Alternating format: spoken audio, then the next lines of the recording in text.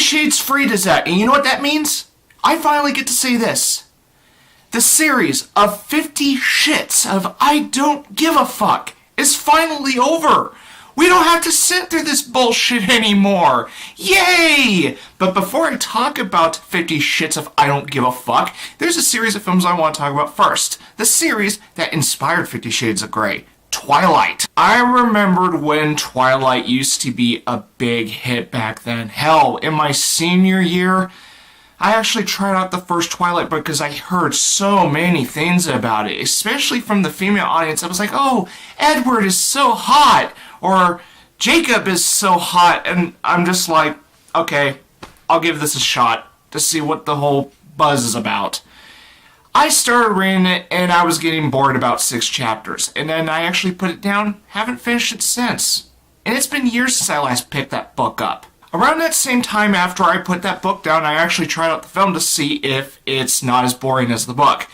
And it's actually one of the worst films I've ever seen. Right off the bat, the problem I start noticing right away is the color palette of the first Twilight film. Now you may notice that the Twilight films that came after this look a bit more colorful than this one. That's because the color palette of this film is mostly dull looking. It's because this film has a lot of gray in it. Oh, is that supposed to reflect on the weather we have in the state of Washington? Gee, because I am looking at white clouds right now and, looks kind of bright. And there's even some sunny days in the state of Washington. Back on topic, who is in fucking charge of the visuals here? Oh, and the visual effects, good God, they're laughable. Even Edward's running is laughable in certain scenes.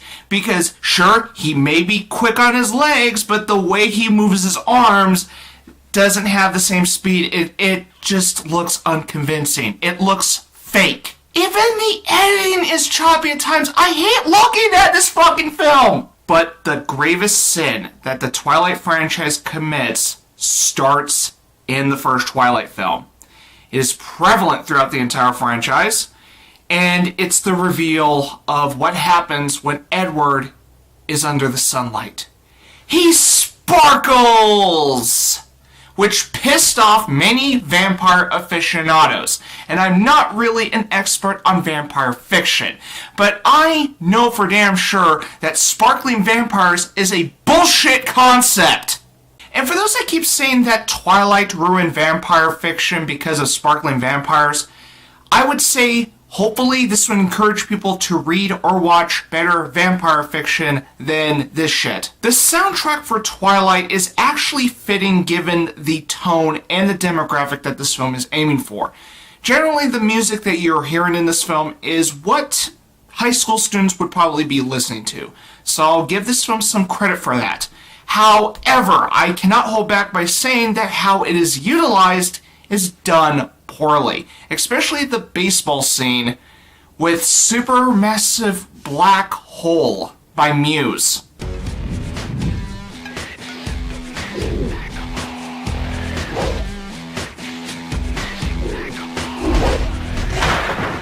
I actually like the song Supermassive Black Hole, but I don't get why it's used for a baseball scene. It really feels out of place. What really begins this train wreck is Bella's monologuing, narrated by Kristen Stewart. It's so boring. And I also hate Bella as a character. Good God, she's one of the worst fucking characters in this fucking film. And you know what, I've been hearing Kristen Stewart's been making a turnaround lately, which, if that's so, good, because Bella's one of the worst roles she's ever had in her career. And so is Robert Pattinson as Edward. God, even his performance is so laughably bad here. And I'm glad to hear he is making a turnaround. Bravo! I should probably mention Taylor Lautner. His performance isn't as good either, and neither is the rest of the cast. I am talking bad dialogue delivery, terrible delivery and jokes, you name it. The acting's terrible.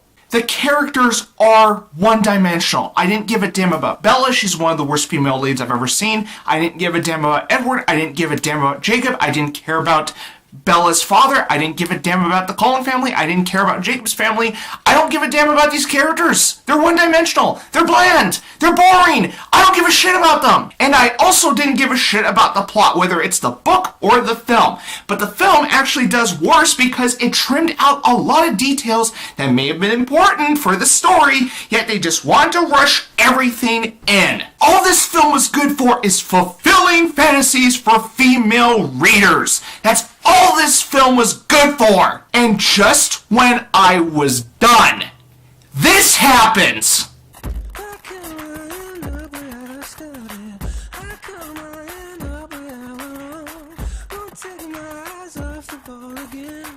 Fuck you! Seriously, why the fuck is Radiohead featured in a Twilight film? Good God, I'm done, fuck this! I am shooting a 1 out of 10 for Twilight! Fuck!